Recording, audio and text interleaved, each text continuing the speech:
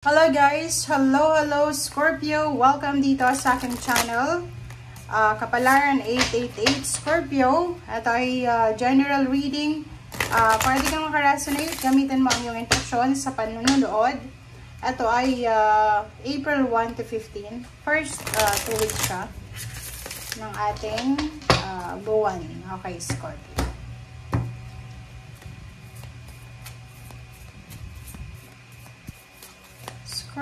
Scorpio. Okay. Wow! Celebration! Yung mga water sign, Pisces, Scorpion, Cancer ngayon, ay nakikita ko sobrang ganda ng reading nila for the month of April and May. So, isa ka sa mga zodiac signs na positive yung reading. So, tingnan mo to, celebration.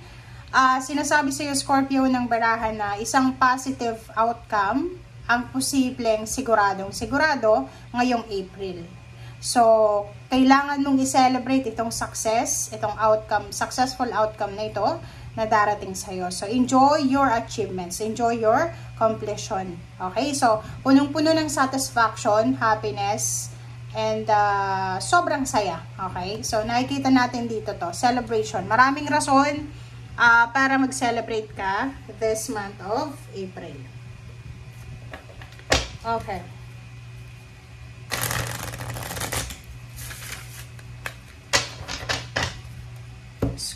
Scorpio. Tingnan natin. First card mo, Scorpio, is Ace of Disc. Ace of Disc is posibleng marami kang mahahawakan na opportunities or pwedeng possibilities na involve ang pera. Okay? Pwedeng may mga job offer, mga extra income, extra money, or extra offer na yan, extra job. So, nakikita natin dito na isang pagbubukas ng financial na pagbubuhay ba ang darating sa'yo.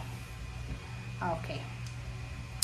Next natin is Four of Wands. So, nakikita ko sa'yo dito, mayroong mga Scorpio na posibleng simula ngayong April, since 4 din, diba? 4. Stability and balance. So, may mga family life na hindi masyadong balance. And this April, magkakaroon dito ng balance, stability, security, and harmony. And mayroong mga planong pagpapakasal, may wedding anniversaries, maraming celebration, maraming family events ang talagang nasa-celebrate nyo. May iba sa inyo na magpapatayo ng bahay, may planong magpatayo ng bahay, magpa-renovate, or anything na stable. Okay? Four of Cups. So, nakikita ko sa'yo dito na posibleng may iba sa inyo dyan, Scorpio, na naghihintay. Pwedeng naghihintay kayo ng message from your friends, from your loved ones, from your family, or kung kanino man ito. So, comment down below if you are resonated dito sa mga Scorpio na naghihintay ka ng email, chat, or confirmation from someone. Okay? Na related sa'yo. Pwedeng yung parents mo nasa malayong lugar. Okay, King of Disc. Nakikita mo yung Ace of Disc dito. Sinasabi ng baraha dahil dyan sa paparating na yun na pera, dahil dyan sa paparating na financial openings, financial opportunities, and possibilities, mahawakan mo yung financial freedom. Diba? So, itong financial na to, pwedeng lump sum of money, maraming payments, payouts, bonuses, mga extra income ang talagang mahawakan mo for the month of April. Okay, next is Chariot. Ang Chariot, guys, is the confirmation siya or a manifestation of your dreams. Sobrang bilis ng mga pangyayari.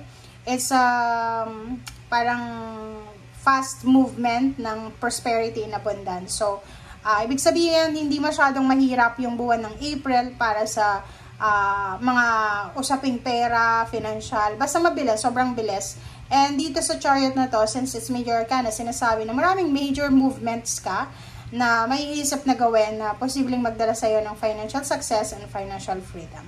And kahit sino man ang haharang sa gusto mo, walang sino man ang makakaharang na ito. Okay? Talagang para sa'yo, para sa'yo.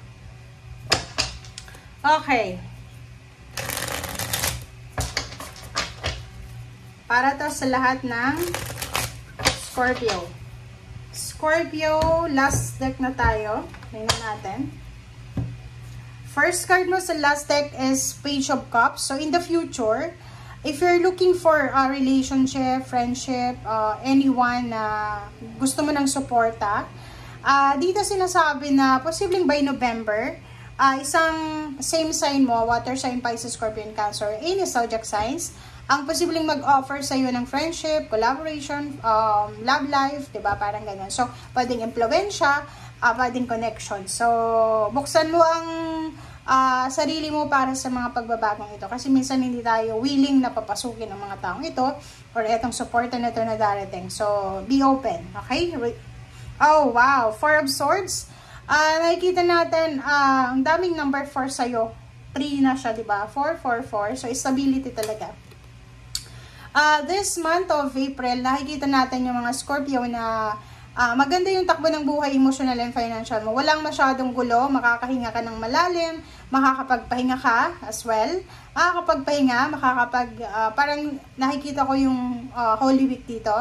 Nakikita ko yung iba sa inyo dyan, Scorpio, na magbabakasyon, or yung iba sa inyo dyan ay magre-reflect talaga sila. Okay? Okay. Thank you. And 10 of Cups, yun. So, it's a confirmation, celebration. So, maraming rason kung bakit ka magse-celebrate this April. So, 10 of Cups is a family reunion, family celebration, homecoming, pwedeng end of difficult cycle, end of delays, merong magpapatayo ng bahay, may tapos na yung bahay, may magta-travel, may magbabakasyon. So, maraming rason para maging masaya. Basta full of joy and happiness and celebration this month of April para sa'yo. And nandito yung 10-10. So, it's a completion, positive, walang masyadong negative. So, sa relationship din, may mga kaaway ba kayo, Scorpio, or marami ba kayong attachment or relationship na parang hindi masyadong solid yung ang dami-daming misunderstanding, ang dami-daming mga issues, negative, or kung ano man na mga kumakalat na issue. Dito sinasabi na mayroong endings of negative relationship, attachment. Meron ditong, yung 10 of Swords kasi is completion siya. So, sinasabi na yung mga emotional pain and heartaches ay posibleng matatapos na. May healing na paparating. Okay? Next card is 7 of Cups. And the Page of Wands. So, yun.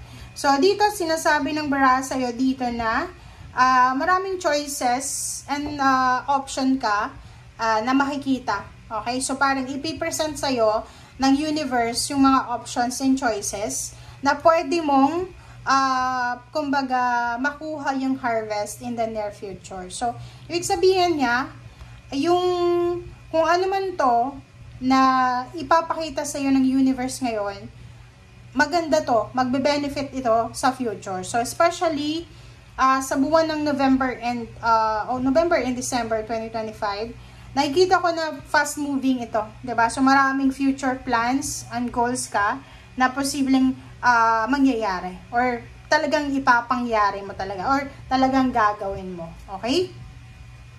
Ace of Wands, yung buong buwan ng April sa'yo ay sobrang napakaganda, napakasaya, napaka-exciting siya. So, exciting month ito para sa'yo, this month of April. And, nakikita ko na, yun nga, if you're looking for a mentor, an allies, friends, or anyone, marami talaga napapasok sa buhay mo. So, buksan mo yung buhay mo, yung sarili mo para dyan. Sa usaping mag-asawa, magkarelasyon, mag-live-in partner, nakikita natin na sobrang fire yung energy yung dalawa. So, masasabi natin na sobrang fiery yung relationship nyo. Masasabi natin na sobrang maganda yung connection nyo sa bawat isa.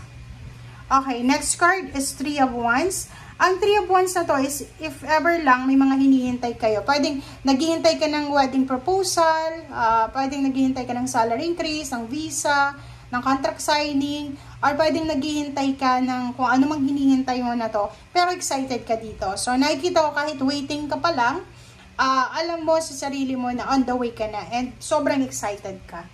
Mag-iingat lang tayo sa mga chismis, sa maling information, sa kung kani-kaninong information, and maging mabusisi tayo, maging i-analyze natin yung situation, and lalo na sa usaping love life, kung ikaw ay may asawa, may ka-live-in partner ka, boyfriend, girlfriend, mag-iingat ka dito kasi pwede kang ma-issue. Pwedeng may mga chismes na ikaw ay may third party. Okay? So, comment down below if you're resonated. Bye guys!